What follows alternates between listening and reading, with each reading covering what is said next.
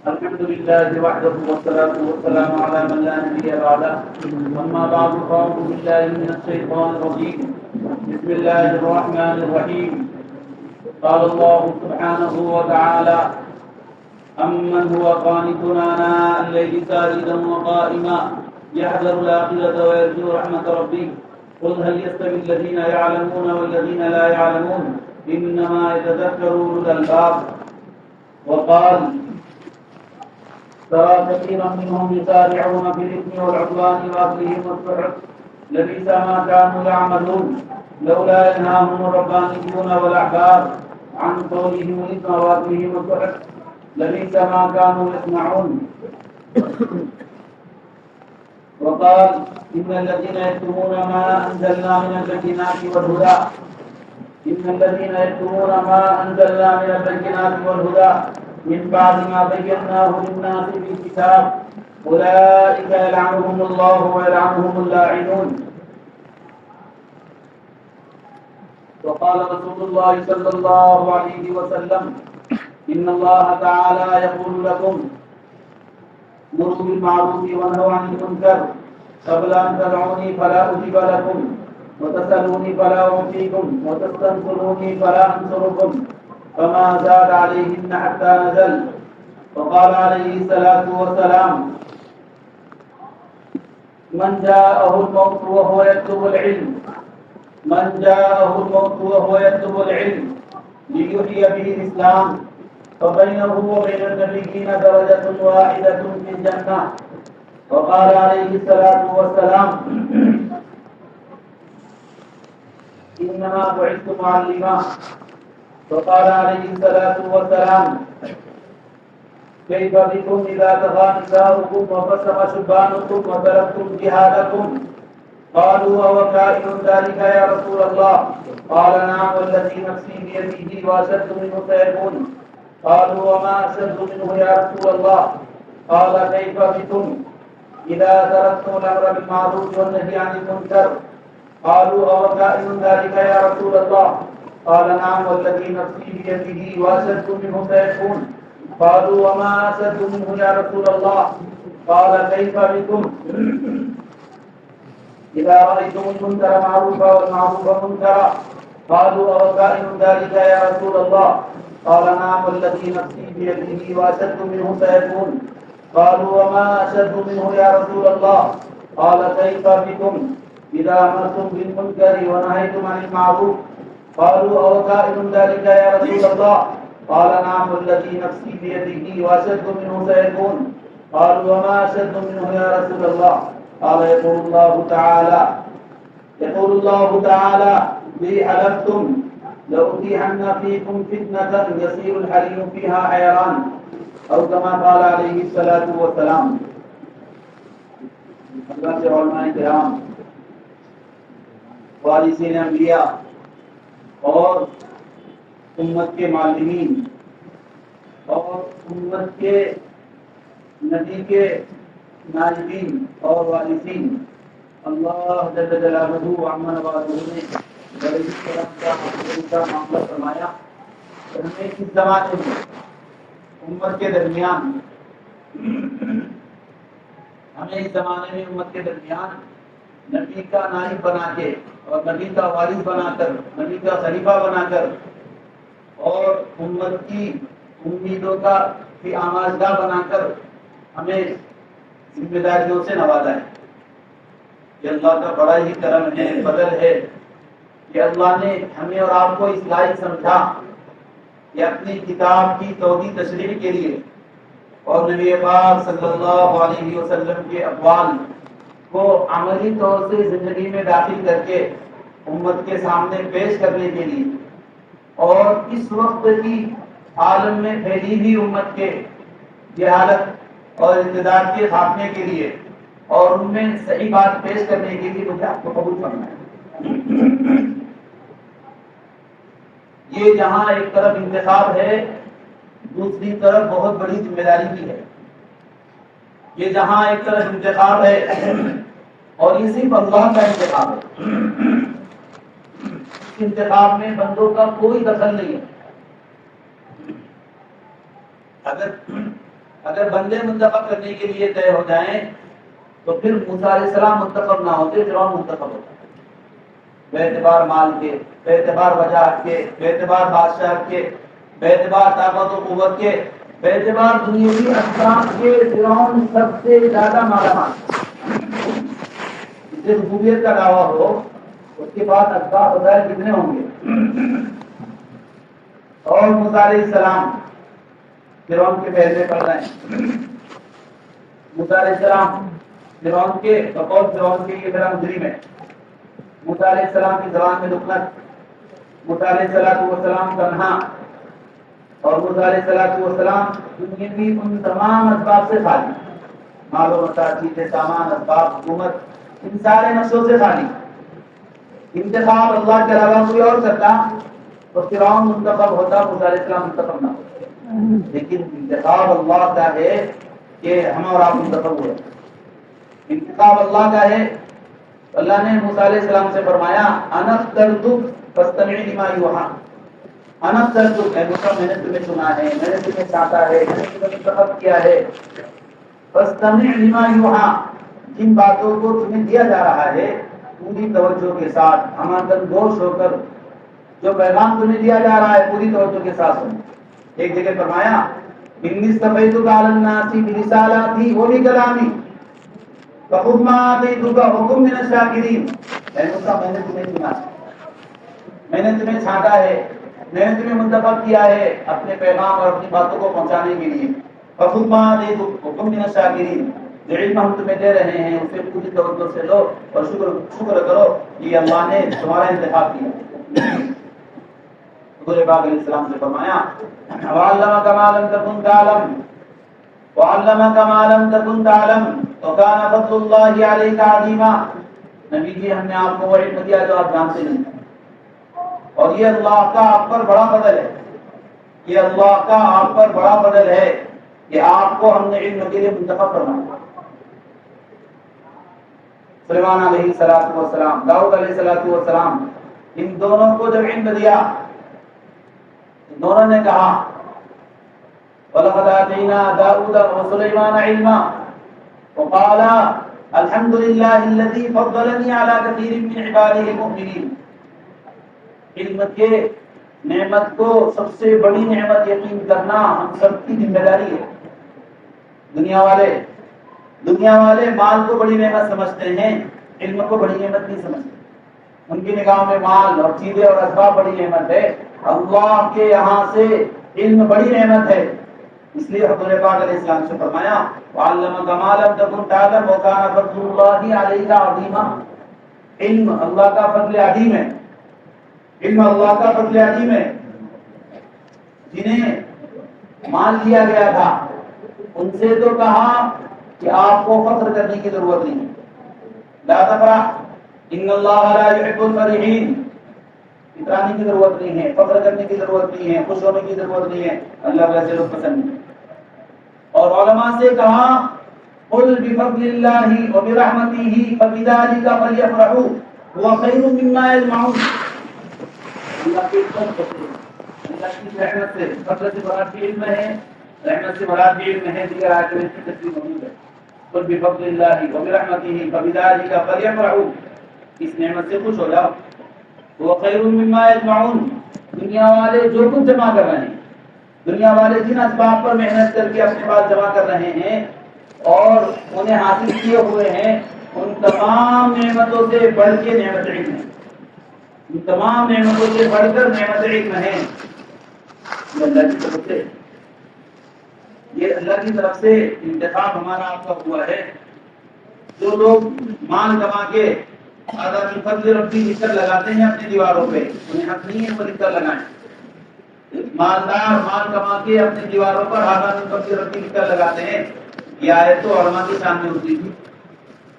علماء کو اپنے گھروں کی دیواروں پہ آدھا من فضل ربی لکھ کر لگانا چاہیے، تو علماء کے سامنے ہوتی تھی۔ جب سلیمان علیہ السلام کے دربار میں علم کا سکہ جمایا گیا اور علم کی عظمت بتائی گئی اور آپ کے درباریوں کے سامنے علم کا وقار، علم کی عظمت سب کے سامنے آئی، اس وقت اللہ نے یہ آیت نازل کی، اور اس وقت سلیمان علیہ السلام نے وہ بات فرمائی تھی جسے اللہ نے نقل فرمائی۔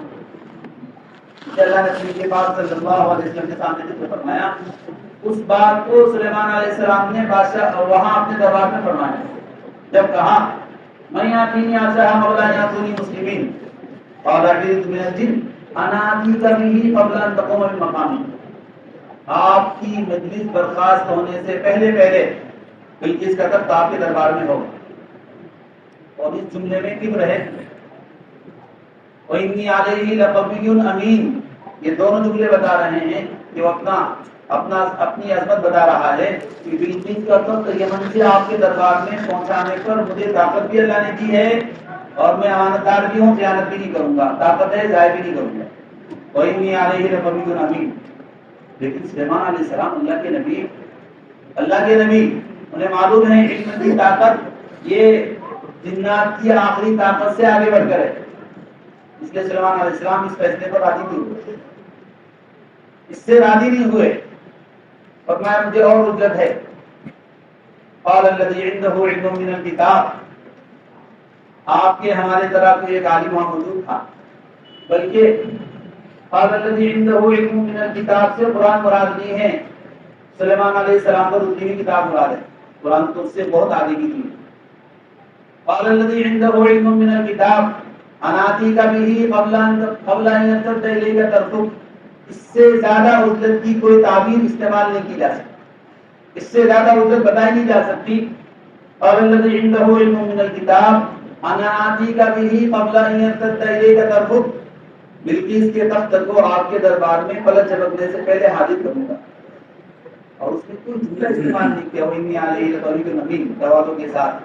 قال الذي عنده علم من الكتاب انا آتیک به قبل ان يرتد الیک طرفک، اور کہا ہی نہیں علم کی طاقت دنیا کی سب سے بڑی طاقت ہے، علم کی قوت دنیا کی سب سے بڑی قوت ہے، کہا ہی نہیں یمن سے دربار سلیمانی میں لا کر پیش کر دیا، فلما رآه مستقرا عنده قال هذا من فضل ربی، کہ هذا من فضل ربی کا شان ورود علماء ہیں، مالدار نہیں ہے، علماء کو ہم نے اپنے گھروں کی دیواروں پر هذا من فضل ربی لکھ کر لگائے، مالداروں کو ہم نہیں، یہ سب سے بڑا فضل ہے، اور اس فضل سے اللہ نے مجھے اور آپ کو نوازا، جو علم اللہ نے مجھے اور آپ کو دیا ہے اور جس فضل سے اللہ نے مجھے اور آپ کو نوازا ہوا ہے، یہ فضل جو انبیاء علیہ السلام پر ہوا، انہوں نے کیا کیا؟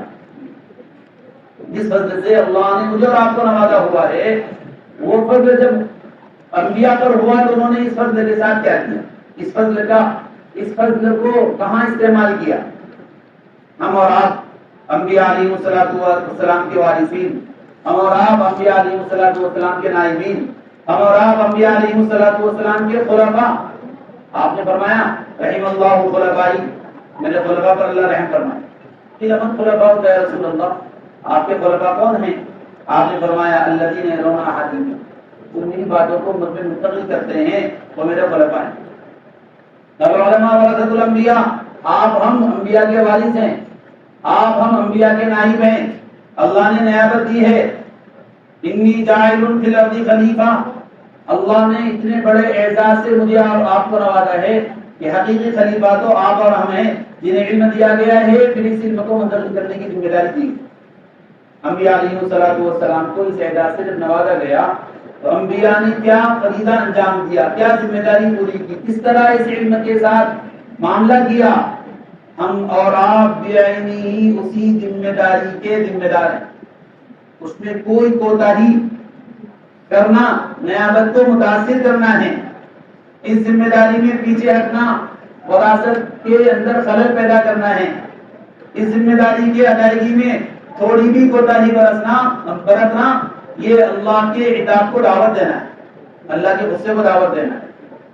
صاف حکم اللہ نے اپنے حبیب صلی اللہ علیہ وسلم کو سنایا تھا، اور قیامت تک آنے والے وارثین علماء، وارثین انبیاء کو بتا دیا تھا کہ اس علم کی کوئی بات چھپانے کے لیے نہیں ہے، اس علم کی کوئی بات بچانے کے لیے نہیں ہے، اس علم کو اپنی ذات تک محدود کرنے کے لیے نہیں ہے، یہ سارا کا سارا علم پوری امت میں امت کی امانت ہے، ان سب تک پہنچانے کی ذمہ داری، ان سب تک پہنچانے کی ذمہ داری۔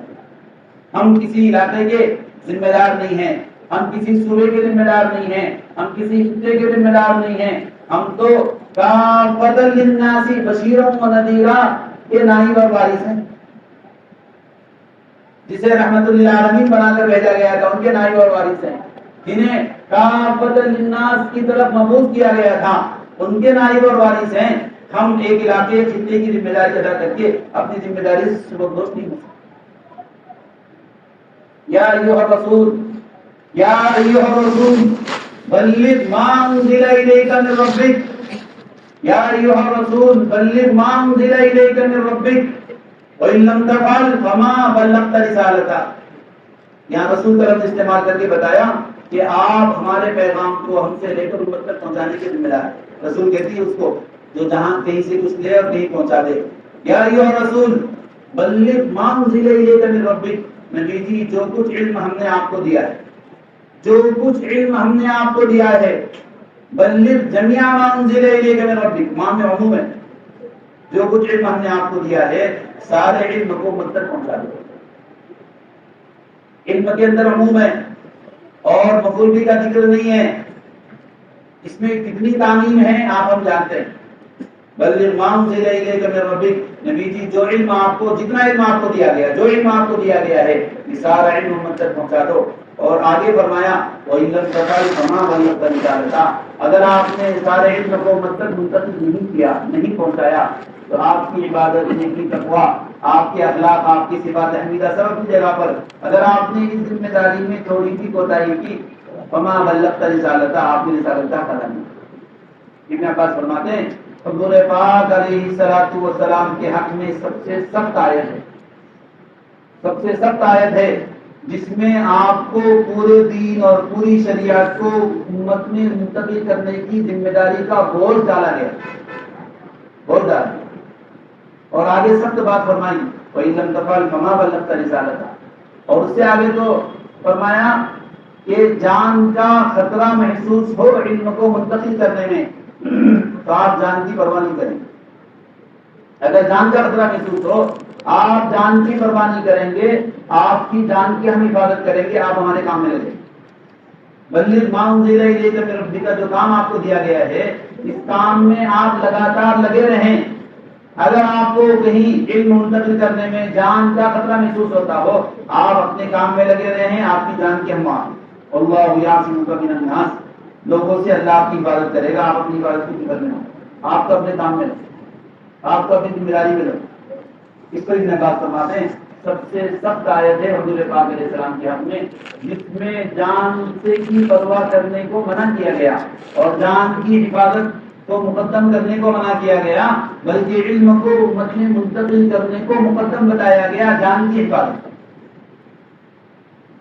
اتنی اہم ذمہ داری حضور پاک علیہ السلام پر ڈالی گئی اور یہی ذمہ داری صبح قیامت تک آنے والے ان تمام علماء پر ڈالی گئی جن کو ما انزلہ کا مخاطب بنایا گیا، جسے جو کچھ علم دیا گیا، جسے جو کچھ علم دیا گیا اس کے ساتھ بندی کام میں لگایا گیا۔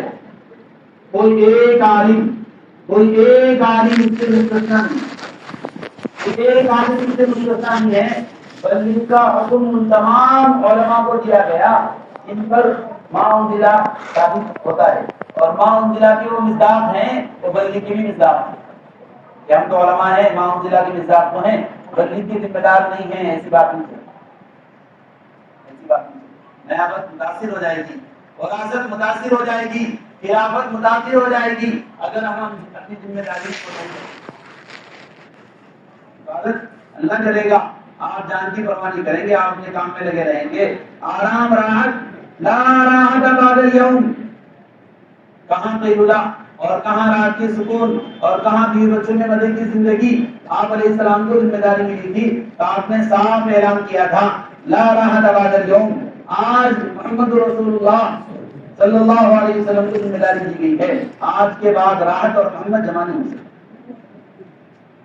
بیویوں نے کہا ذرا نفتے میں وسعت ہو جائے اور تھوڑا پیسہ زیادہ ملنے لگ جائے، آپ نے فرمایا نہیں، ایسا نہیں ہوگا۔ اللہ نے کہا یا نساء النبی ان کنتن تردن الحیاۃ الدنیا وزینتها فتعالین امتعکن واسرحکن سراحا جمیلا، اے نبی کی بیویوں تمہارے لیے اللہ نے آخرت میں جو تیار کر رکھا ہے، تھوڑا سا صبر سے کام دو، تھوڑا سا قناعت سے کام دو، تھوڑا سا کفایت شاری سے کام دو۔ نبی پاک صلی اللہ علیہ وسلم پر بڑی ذمہ داری، انہیں ساری امت میں منتقل کرنا ہے۔ آپ کے نفقے اور آپ کی ضروریات میں آپ صلاحیت لگائیں گے 11 بیویوں پر، ایسا نہیں ہوگا۔ تمہیں مال چاہیے، تعالو تعالینا امتیکن وسرحکن سراحا جمیلا، میں تمہیں مال دے کے الگ کر دوں۔ وَإِن كُنتُنَّ تُرِدْنَ اللَّهَ وَرَسُولَهُ وَالدَّارَ الْآخِرَةَ فَإِنَّ اللَّهَ أَعَدَّ لِلْمُحْسَنَاتِ مِنكُنَّ أَجْرًا عَظِيمًا، اور اگر تم اللہ کو چاہتی ہو، اللہ کے رسول کو چاہتی ہو، آخرت تمہارا مطمع نظر ہے، تو پھر اللہ نے آخرت میں بہت کچھ تیار کر رکھا ہے۔ دنیا میں نبی کے ساتھ جڑ کر صبر اور قناعت کے ساتھ رہنے والے، یہی حال علماء کا ان کی بیویوں کے ساتھ ہے، یہی شان علماء کی ان کے گھر والوں کے ساتھ ہے۔ اور اپنے گھر والوں سے جب ان کا مطالبہ آ جائے کہ فلاں پڑوسی نے تو 3 منزلہ بلڈنگ بنا دی، فلاں کے یہاں تو فارچونر آ گئی، اور فلاں کے یہاں تو مال کی ریل پیل ہے، تو ان سے صاف آپ کہہ دیں کہ نہیں، ہمارے ذمہ بہت بڑی ذمہ داری ہے، مجھے تو علم کو سارے عالم میں پہنچانا ہے، پھیلانا ہے۔ جو مال آئے گا وہ دینی تقاضوں میں لگے گا، جو مال آئے گا وہ اللہ کے بندوں تک اللہ کے پیغام کو پہنچانے میں لگے گا۔ اور رہا گھر، یہ الہلال ثم الہلال ثم الہلال، ایک چاند دوسرا چاند تیسرا چاند گزر جاتا تھا، محمد صلی اللہ علیہ وسلم کے گھر میں چولہا نہیں جلتا تھا۔ اما جان گزر بسر کی کیا شکل تھی؟ یہ تھی کھجور پانی پہ گزر کرنا، کھجور پانی پہ گزر کر لیتے تھے۔ یا نساء النبی لستن کاحد من النساء، تم عام عورتوں کی طرح نہیں ہو، تمہیں صبر سے کام لینا پڑے گا، تمہیں تو فقر و فاقے کو اختیار کرنا پڑے گا، تمہارا انتساب نبی کے ساتھ ہے، اس نبی کی ذمہ بڑی ذمہ داری ہے، یہ ذمہ داری میں لگے ہوئے ہیں، تمہیں وہاں بھی کرنا پڑے گا۔ یہ علماء کی شان ہے، یہ تو بہت بڑی ذمہ داری ڈالی گئی ہے۔ اگر علماء اپنی ذمہ داری سے کمزور پڑ جائیں، پیچھے ہٹ جائیں، تو خدا کی قسم وہ نقصان ہوگا جس نقصان کی تلافی نہیں کی جا سکتی۔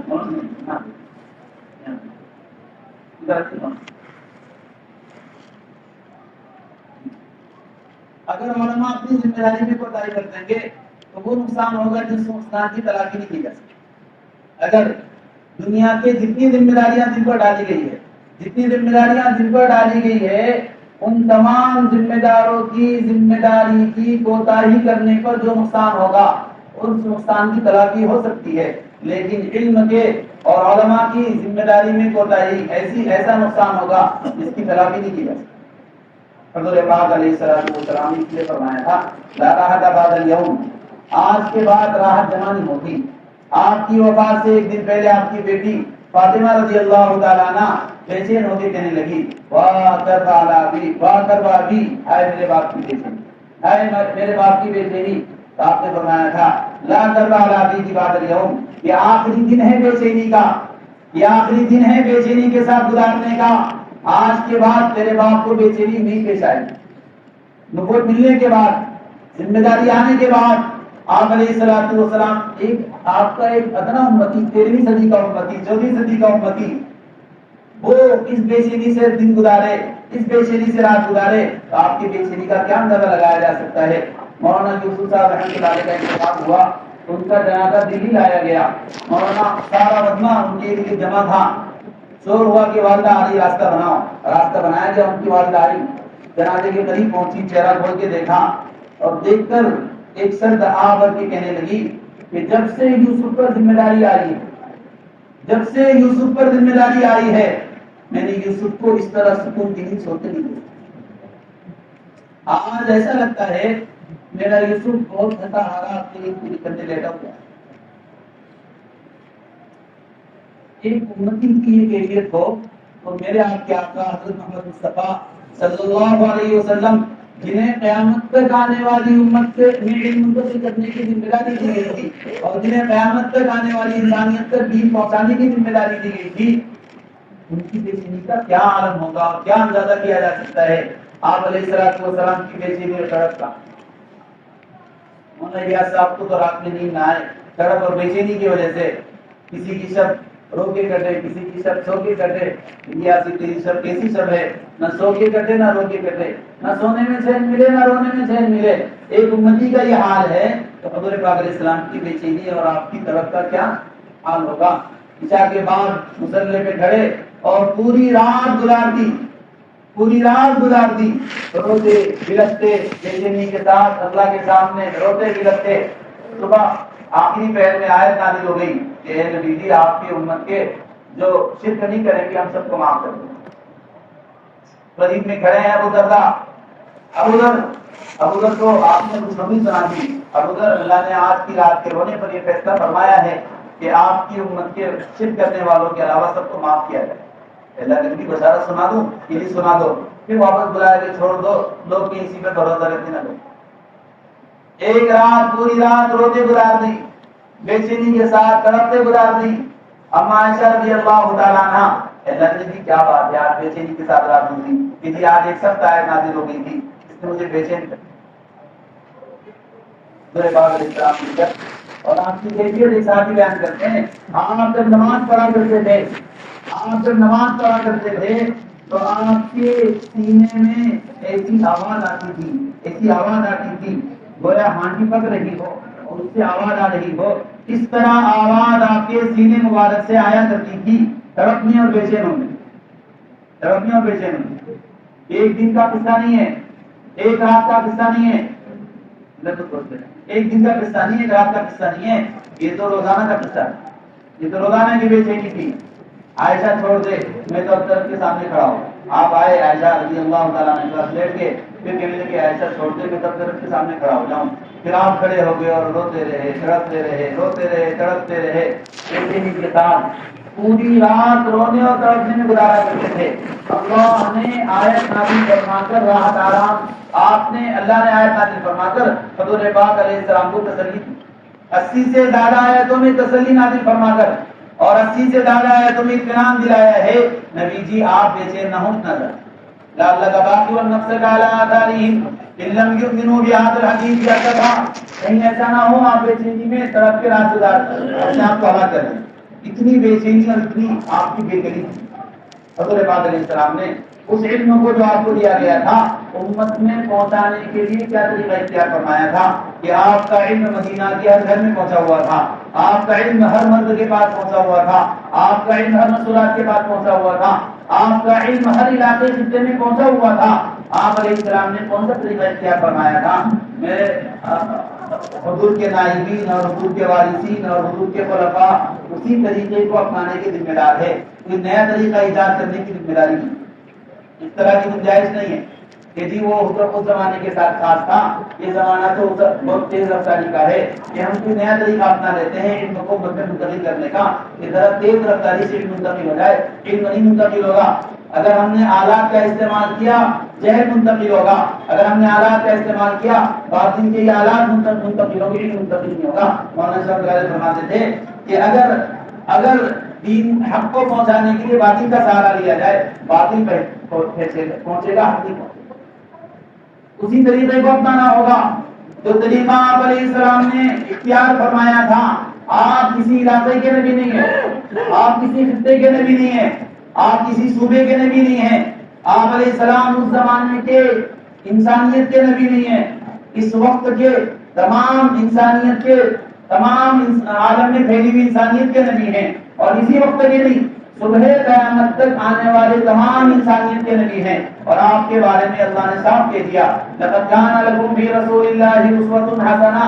اس لکم میں کم کا خطاب صبح قیامت تک آنے والی تمام انسانیت کے لیے خصوصاً علماء کے لیے ہے.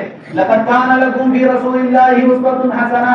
حضور پاک علیہ السلام کی زندگی قیامت تک آنے والے انسانوں کے لیے بہترین نمونہ، بہترین نمونہ. یہ بہت پوچھا کر تیزی کا زمانہ ہے، پلین اور راکٹ کا زمانہ ہے اور علم کو تیزی سے منتقل کرنا پڑے گا. انسانیت بہت عالم میں پھیل چکی ہے اور اب وہ قدموں سے چل کر جانے کا زمانہ نہیں ہے، وہ گشت ملاقات کرنے کا زمانہ نہیں ہے اور وہ محلے میں جا کر لوگوں کو نکال کر مسجد لا کر علم دینے کا زمانہ نہیں ہے اور وہ کشمیر کے پہاڑوں میں جا کر پیدل چل کر جانے کا موقع ہے. نہیں کہ جی ایک نیٹ بنا دو، ایک ایسا ایک بنا دو کہ سارے عالم میں پیغام پہنچ جائے کہ جی علم نہیں پہنچے گا، ہے پہنچے گا، معلومات پہنچے گی. امت اس سے غفلت میں ڈوبی امت نہیں نکل سکتی، اس سے غفلت میں ڈوبی امت نہیں نکل سکتی. معلومات پہنچ سکتی ہے غفلت میں ڈوبی امت نہیں، غفلت میں ڈوبی امت کو نکلنے کے لیے باقاعدہ وہ طریقہ اختیار کرنا پڑے گا جو آپ نے اختیار کرنا ہے۔ غفلت میں ڈوبی امت کو ہماری مدلل تحریریں کوئی فائدہ نہیں ہوتا، ہم چاہے کتنے دلائل کے ساتھ تحریر لکھ دیں۔ مولانا کے بیانات میں چھپا ہوا ہے کہ غفلت میں ڈوبے شخص تک ہمارا پیغام، لکھا ہوا پیغام ایسے ہی ہے جیسے کوئی سو رہا ہو، اس کا سطر بن جائے تو ہم ایک مدلل مفصل تحریر لکھ کر اس کے سرانے رکھ دیں۔ سطر کا کھولنا حرام ہے، سطر کا ڈھکنا فرض ہے، آپ سطر ڈھک لیجئے، آپ کا سطر کھلا ہوا ہے، چاہے جتنے دلائل کے ساتھ سرانے تحریر رکھ دو، اس تحریر کا اس غفلت میں سونے والے کے لیے کوئی فائدہ نہیں۔ جو حرام میں مبتلا ہے، جو کبائر میں ڈوبی ہوئی ہے، جن کے یہاں داڑھی کاٹنا کوئی جرم نہیں ہے، اور جن کے یہاں انگریزی لباس شعار بن گیا ہو، اور جن کے لیے گندگی میں ڈوبے رہنا ہی جنہوں نے اپنے لیے طے کر رکھا ہو، ایسی غفلت میں ڈوبی امت ہماری تحریروں سے کیسے؟ اس کا محمل وہاں لے جاتے ہیں کہ یہ علماء کے اپنے کار نہیں، امت کا وہ عموم جو غفلت میں ڈوبا ہوتا ہے، امت کا وہ عموم جو جہالت میں ڈوبا ہوا ہے، چاہے جتنے مدلل مفصل کلام پیش کیا جائے، قرآن کریم سے زیادہ مدلل مفصل بات پیش نہیں کی جا سکتی۔ قرآن کریم لکھ لکھ کر بھیجا نہیں گیا، آپ نے اپنے طلباء کے ذریعے لکھ لکھ کر بھجوایا نہیں ہے، آپ نے قرآن کریم کو اپنی زندگی میں اتارا اور امت کو اپنے سامنے پیش کیا کہ دیکھو اس طرح قرآن کو عمل میں لایا جاتا ہے۔ اللہ نے کبھی ایسا نہیں کیا کتاب نازل کی ہو اور نبی کو نہ بھیجا، ایسا کبھی نہیں ہوا۔ عرب تو قرآن کریم کو عربوں کو قرآن کریم پر حسد تھا، وہ کہتے تھے کیوں محمد عربی پر قرآن نازل ہوا، کہ قرآن تو لولا انزل القرآن علی رجل من القريتين عظيم، کسی اور پر نازل ہوتا فلاں فلاں پر۔ اتنا حسد تھا، ایسی عظیم الشان کتاب دی گئی، ایسی عظیم الشان کتاب دی گئی حضرت پاک علیہ السلام کو، معجز کلام جس کی ہدایت کی نظیر پیش نہیں کر سکے، اس معجز کلام کو بھی باندھا نہیں گیا، تفسیر نہیں کیا گیا، اس معجز کلام کو بھی حضور پاک علیہ السلام نے اپنی زندگی میں اتار کر دکھایا اور اپنے صحابہ کی زندگی میں اتار کر دکھایا کہ دیکھو کلام پر اس طرح کیا ہے، پیغام اس طرح پہنچایا جاتا ہے۔ آپ علیہ السلام نے اپنے اوپر اترے ہوئے علم کو امت میں منتقل کرنے کے 5 طریقے اختیار فرمائے تھے۔ مولانا بلیاوی رحمۃ اللہ علیہ کے بیان کا خلاصہ نقل کر رہا ہوں کہ 5 طریقے اختیار فرمائے تھے، ان 5 طریقوں کو اختیار کرنا ضروری ہے۔ اگر ہم اس طریقے سے کے علاوہ کسی اور طریقے کو اپناتے ہیں امت کے عموم میں علم نہیں پہنچے۔ سب سے پہلے آپ علیہ السلام نے اس علم کو امت میں منتقل کرنے کے لیے عملہ تیار کیا، طلبہ تیار۔ آپ علیہ السلام پر قرآن اتر رہا ہے اور آپ علیہ السلام مکہ کے گلیوں میں گشت لگا کر طلبہ تیار کر رہے ہیں۔ یہ کفر میں ڈوبا ہوا معاذ 18 سال تک کفر کی زندگی میں ڈوبا رہا۔ آپ علیہ السلام کے گشت و ملاقات میں معاذ راستے میں ٹکرا گئے، آپ نے معاذ کو دعوت دی، معاذ ایمان میں داخل ہو گئے، سید العلماء معاذ بن گئے، سید العلماء معاذ بن گئے۔ 18 سال کی عمر میں ایمان قبول کیا۔ آپ علیہ السلام نے اپنے قریب بلا کر علم دینا شروع کیا، علم منتقل کرنا شروع کیا، اور پھر آپ نے چند سالوں کے بعد فرمایا کہ میرے صحابہ میں سب سے زیادہ حلال حرام کو جاننے والا معاذ ہے، وہی معاذ چند سال پہلے کفر میں ڈوبا۔ آج عالم بالحلال والحرام معاذ جبل بن گئے ہیں، وہ بولے گا جو کفر کی گندگی میں ڈوبے ہوئے تھے۔ آپ نے اپنے طالبوں کو بھیجا، تو بلا کو دوستی کو کہ جاؤ گشت ملاقات کر کے وہاں سے نکال کر لاؤ، دوست میں بہت استعداد ہے کہ جی اللہ کے نبی 3 سال کے گشت سے کوئی نہیں آیا، بس دعا کر دیں۔ آپ نے دعا کی اللہم اہد دوست، پھر فرمایا جاؤ دوبارہ محنت کرو، ان مثلک فیہم کثیرون، تم جیسے بہت سے ہیرے ان میں چھپے ہوئے ہیں، رتبہ مبلغین عوام انسان ہیں، بہت سے وہ لوگ جن تک بات پہنچائی جائے، بات پہنچانے والوں سے زیادہ محفوظ کرنے والے ہوتے ہیں، تو پھر تم سے زیادہ استعداد کے لوگ وہاں چھپے ہوئے ہیں۔ پھر تو پھر گئے ہیں، 7 سال گشت لگایا ہے، 7 سال محنت کی ہے، 70 گھرانوں کو لائے ہیں، چھوٹا سا گھرانہ ابو ہریرہ امام کو فرق میں ہے، ابو ہریرہ ایمان میں داخل ہو گئے، انہیں مدینہ لا کر حضور کی خدمت میں حوالے کیا۔ 3 اور 4 سال کی مختصر مدت میں ابو ہریرہ سے معافی بن گئی۔ آپ کے گشت و ملاقات سے ابو الدرداء ہاتھ لگے، بتوں کے سامنے ہاتھ جوڑنے والا ابو الدرداء آج حکیم حاضر امہ بن گیا۔ ابو ذر غفاری قبیلہ غفار میں لوٹ مار کا کام کرنے والا، وہ ایمان کے حضور پاک علیہ السلام کے گشت و ملاقات میں آپ کے ہاتھ لگا تو وہ ابو ذر غفاری وہ سید الضحاک بن ایک طالب علم کی آپ سوانح پڑھ کر دیکھ لو، صفحہ میں پڑھنے والے طلبا پر ایک کتاب لکھی گئی رسالہ صفحہ، تو 300 صفحے کی کتاب ہے. ہر طالب علم کے زمانے جاہلیت، پھر اس طالب علم کا ایمان میں داخل ہونا، ایمان میں داخل ہو کر حضور پاک علیہ السلام کے مدرسے میں داخلہ، پھر آپ علیہ السلام کے پاس رہ کر علم حاصل کرنے کی کیفیت، پھر آپ علیہ السلام نے انہیں علم لے کر جس علاقے میں بھیجا تھا اس علاقے میں جانے کی کیفیت پوری نقل کی. پڑھ کے دیکھیں گے اندازہ ہوگا کہ کون کہاں تھا، آپ نے کہاں پہنچا. پہلی محنت آپ علیہ السلام کو اللہ نے ذمہ داری دی تھی، کتاب اور حکمہ، یہ نبی دی جو کتاب ہم نے آپ کو دی ہے، الفاظ اور معنی دونوں آپ پر اتارے ہیں، اور جو حکمت یعنی احادیث مبارک آپ نے دی ہے، معنی ہم نے اتارے ہیں، الفاظ آپ کے ہوں گے. ما ينطق عن الهوى ان هو الا وحي يوحى، یہ ساری باتوں کو امت میں منتقل کرنا آپ کی ذمہ داری ہے. وَيُعَلِّمُهُمُ الْكِتَابَ وَالْحِکمَہ، اس کے لیے آپ نے پہلا طریقہ اختیار فرمایا طلبہ تلاش کرتے ہیں، طلبہ تلاش کر کے لائے. اور طلبہ کو تلاش کرنا بیٹھ کر نہیں ہو سکتا، طلبہ کو تلاش کرنا گوشہ نشین سے نہیں ہو سکتا، طلبہ کو تلاش کرنا ایک سو ہو کر نہیں ہو سکتا. طلبہ کو تلاش کرنے کے لیے نفر خروج کرنا پڑتا ہے. سب سے زیادہ جو حنفی عالم میں پھیلا ہے اس کی وجہ بنی ہے کہ امام ابو حنیفہ رحمۃ اللہ علیہ وہ جا کر گشت و ملاقات کرتے تھے. گشت کرتے ہوئے دھوبی کے بچے کو دیکھا، سنجیدہ سمجھدار، اسے اٹھا کر اپنے مدرسے لے گیا اور اسے پڑھنے کے لیے بٹھا دیا. شام کے وقت نہیں آئے، ماں نے تلاش کیا تو کہا ابو حنیفہ کے پاس گیا ہوا ہے. آئی ماں کہ میرا بیٹا آپ کے پاس، کہ جی میں اسے علم پڑھا رہا ہوں ایسا کہ بادشاہ کے دسترخوان پہ فالودہ کھائے گا. کہ جی ٹھیک ہے وہ تو فالودہ کھائے گا، میرا کیا ہوگا؟ کہ تیرا سارا خرچہ میرے ذمہ، تیرا سارا خرچہ میرے ذمہ. اس کا خرچہ دیتے رہے، ابو یوسف کو پڑھاتے رہے، قاضی القضات بنایا.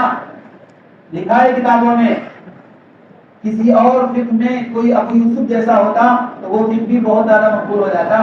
ابو حنیفہ رحمۃ اللہ علیہ ابو یوسف جیسا بچہ ملا ہے دھوبی کا بچہ دھوبی گھاٹ سے اٹھا کے لایا گیا. چلنا پھرنا پڑے گا، تلاش کرنا پڑے گا.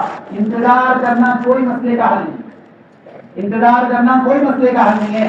علماء نے لکھا ہے آپ کے مدرسے صفا کے قیام کی وجہ آپ علیہ السلام کا مکہ مکرمہ میں گشت و ملاقات کرنا، آپ علیہ السلام کا مکہ مکرمہ میں جا کر گھر گھر فرد فرد پر محنت کرنا، یہ نتیجہ یہ ذریعہ بنائے ہیں صفا میں طلبہ کی آمد کا، صفا میں طلبہ کی آمد کا سبب بنائے ہیں گشت و ملاقات، نفر و خروج، گھر گھر فرد فرد سے ملاقات. سب سے پہلی ذمہ داری اہل علم کی کہ جو علم اللہ نے انہیں دیا ہے اسے علم منتقل کرنے کے لیے عملہ تیار کرنا، طلبہ بنانا. آپ علیہ السلام نے پہلا کام یہ کیا کہ طلبہ کو تلاش کیا. دوسرا کام آپ علیہ السلام نے اس علم کو امت میں منتقل کرنے کے لیے دوسرا کام آپ نے یہ کیا، آپ کا مدرسہ اور آپ کی درسگاہ کسی عام جگہ پر بنا لی جہاں ہر فرد کو آنے کی ضرورت. آپ نے اپنی درسگاہ مسجد میں لگائی جہاں عیال الصلاح عیال الفلاح کے ذریعے سے تمام امت کو مخاطب کیا جاتا ہے مسجد آؤ.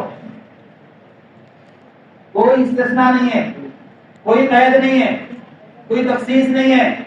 عیال الصلاح عیال الفلاح میں تمام ایمان والوں کو دعوت ہے مسجد میں آؤ.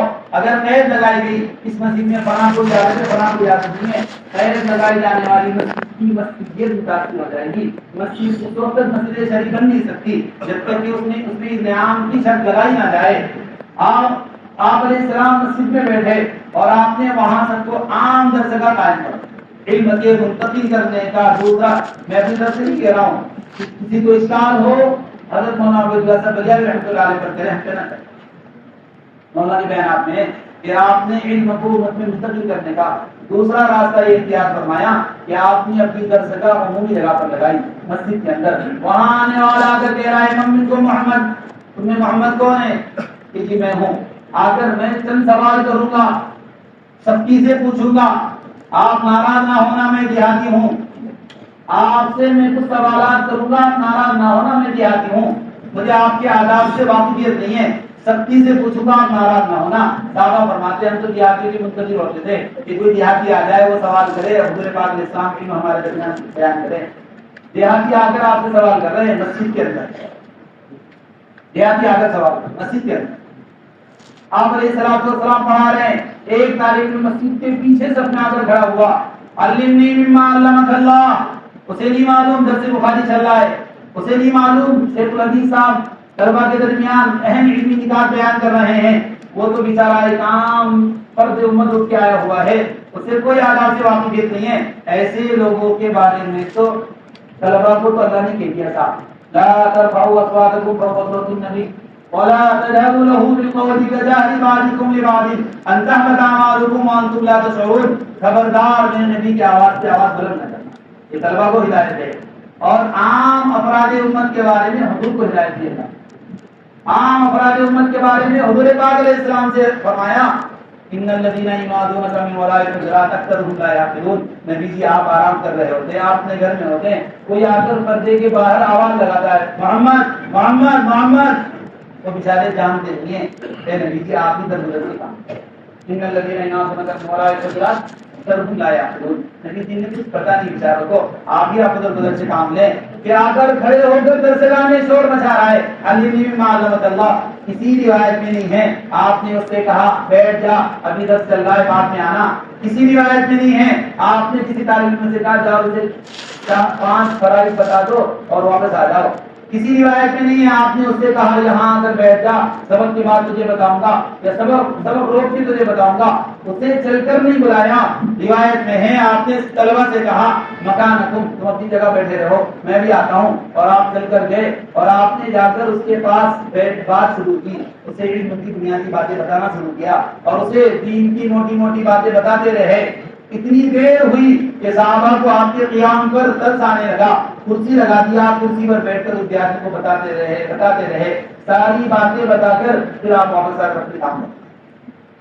आपने इस तरह से दूसरा अहम काम ये किया, उम्मत के उमूम में इल्म मुंतकिल करने के लिए अपनी दरसगाह को मस्जिद में लगाया। मौलाना इलियास साहब फरमाते थे, हालाते ज़माना ने इल्म को मस्जिद से निकाल दिया है, वरना इल्म के लेने देने की जगह मस्जिद, हालाते ज़माना ने इल्म को मस्जिद से निकाल दिया है, वरना इल्म के लेने देने की जगह मस्जिद थी, जहाँ हर फर्द आ रहा था और अपनी जरूरत के इल्म लेके जा रहा था। खैरुल कुरून की दरसगाहें उस किताब में, खैरुल कुरून की दरसगाहें उस किताब में 100 से ज्यादा दरसगाहों का तज़किरा है, तमाम दरसगाहें मस्जिद में लगी। अब दादाजी मस्जिद की जामे उम्मा में बैठकर दर्स दे रहे हैं, माँ अब्दुल्लाह इब्न मसूद कूफा की जामे मस्जिद जाकर दर्स दे रहे हैं, अब्दुल्लाह इब्न अब्बास अपनी मस्जिद में दर्स दे रहे हैं। और रिवायत में है आप अब्दुल्लाह इब्न अब्बास की दरसगाह मस्जिद में लगती थी, वहीं आपके शागिर्दों की जमात आपसे इस्तेफादा करती थी। दरमियाने दर्स हज़रत अब्दुल्लाह इब्न अब्बास नमाज में मशगूल हो गए, एक साहिल आया और उसने सवाल किया, तलबा ने जवाब दे दिया, इब्न अब्बास ने सलाम फेर के कहा भाई इसका सवाल क्या था, तुम्हारा जवाब क्या था? जवाब ये नहीं होना चाहिए। आप अलैहिस्सलाम ने इल्म को मुंतकिल करने का दूसरा तरीका इख्तियार फरमाया था, उम्मत के उमूम तक इल्म पहुंचाने का। आपने अपनी दरसगाह को आम जगह पर लगाया था जहाँ 100% उम्मत को आने की दावत थी। तीसरा तरीका, आप अलैहिस्सलाम ने इल्म को, जो इल्म हमें और आपको दिया गया है, हमें उम्मत को मुंतकिल करना है, आप अलैहिस्सलाम ने कौन सा तरीका इख्तियार फरमाया था? उस तरीके मेहनत को इख्तियार करना पड़ेगा। लन युस्लिह आखिरु हाज़िहिल उम्मा इल्ला बिमा सलुहा बिही अव्वलुहा, क़यामत तक उम्मत की इस्लाह मुमकिन नहीं है उन तरीकों पर जिन्हें हम ईजाद कर लें, वही तरीका इख्तियार करना पड़ेगा जो तरीका आप अलैहिस्सलाम ने इख्तियार फरमाया, उसके अलावा कोई रास्ता नहीं है।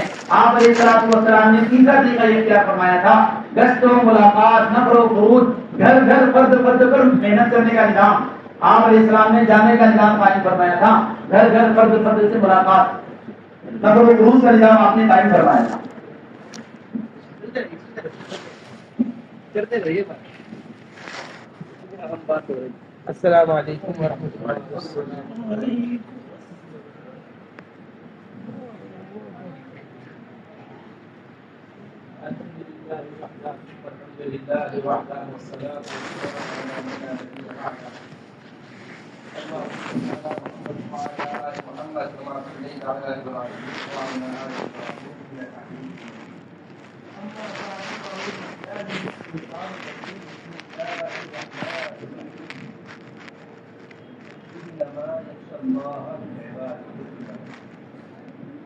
وقال عليه الصلاة والسلام العلماء ورثة الأنبياء.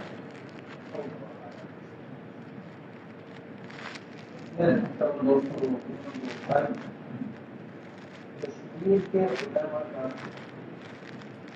صرف ہمارے پورے ملک پر ہی نہیں بلکہ علمی احسان اور علمی فیض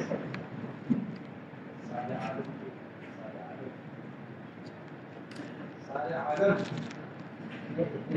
سے اللہ ولی رحمت فرمائے عطا فرمائے ان کے درجات بلند فرمائے ساری دنیا میں کرنے والے سب دیکھتے ہیں ان کو سکھانے کو کہ ہم کس طرح کرتے ہیں، لیکن اپنے بڑوں سے ایک تعلیم بقا پر بولتا ہے کہ کیا چاہتے پوچھتے نہیں بول کر آتے ایک ڈاکٹر کسی مقام پر پہنچتا ہے تو ڈاکٹری کے لوگ ڈاکٹری حاصل کرنے والے طلبا ان کے پاس جا کر پوچھتے ہیں کہ تم نے کون سا راستہ اختیار کیا ہے ڈاکٹری راستہ کون سا تھا؟